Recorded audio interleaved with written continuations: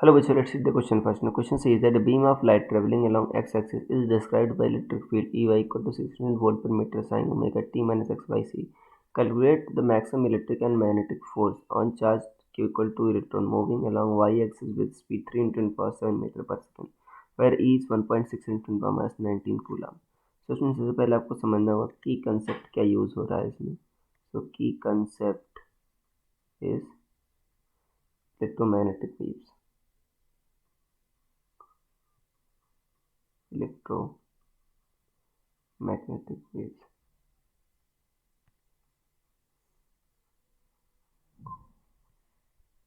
ये बच्चों की कंसेप्ट. अब यहाँ पर आपको मैक्सिमम और ठीक है इलेक्ट्रिक और मैग्नेटिक फोर्स बताना है. चार्ज जो जिस पर जो चार्ज क्या है 2E चार्ज है.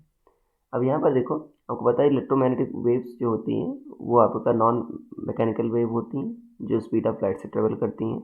अब यहाँ पर जो ई वाई है इसका जो पीक वैल्यू है बच्चों ई नॉट वो कितना है आपका 600 है. तो आपको क्या बताना है maximum electric force. So electric force का मैक्सिमम वैल्यू क्या हो जाएगा एफ ई मैक्स कितना हो जाएगा बच्चों क्यू ई हो जाएगा. क्यू कितना है 2E मतलब 2 into 1.6 into 10 power minus 19 into E कितना है आपका 600 6 इंटू 10 पावर 2. तो कितना हो जाएगा 1.6 into 12 into 10 power minus 17.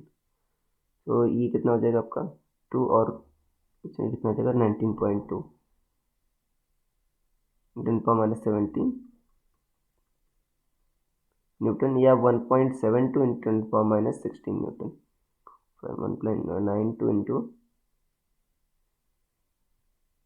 10 to power minus 16 newton ये आ जाएगा आपका. ये एफ ई मैक्स आ गया. और देखो बच्चों जो मैग्नेटिक फोर्स होता है उसकी वैल्यू क्या होती है Q V B sine theta. Theta क्या होता है वी और बी के बीच एंगल. तो जब थीटा 90 डिग्री होगा तो एफ एम आपका मैक्सिमम होगा. उसके लिए आपको मैग्नेटिक फील्ड की मैक्सिमम वैल्यू पता करनी होगी. आपको पता है बी नॉट क्या होता है E naught by C. Electromagnetic waves में ये रिलेशन होता है. ई नॉट कितना है आपका यहाँ पर देखते हैं ई नॉट है आपका 600 610 पावर 2 और सी क्या है 3 इंटू 10 टू द पावर 8. तो कितना हो जाएगा ये 2 into 10 to the power minus 6 tesla. तो यहाँ पर बच्चे वैल्यू रख देते हैं एफ एम मैक्स कितना आ जाएगा क्यू वी बी आ जाएगा. यहाँ पर अगर हम वैल्यू रखें तो क्या आ जाएगा F M equal to Q V B. Q कितना है आपका 2 into 1.6 into 10 power minus 19. V कितना है आपका ये 3 इंटू 10 पावर 7 है बच्चों. और बी कितना है आपका 2 इंटू 10 पावर माइनस 6. तो यहाँ से देखिए कितना हो जाएगा बच्चों ये 3 टू जा 6 टू जा 12 और ये 12 इंटू 1.6 बच्चों सेम आ जाएगा आपका 19.2. और ये कितना हो जाएगा 19.2 इंटू 10 पावर माइनस 18 या 1.92 इंटू 10 पावर माइनस 17. इसको इधर ले लेते हैं 1.92 into 10 to the power minus 17 Newton.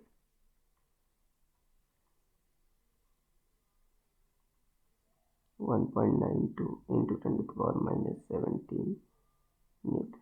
So this will be the required answer. ये maximum magnetic force की वैल्यू आ गई. So I hope you understood it well. Best of luck.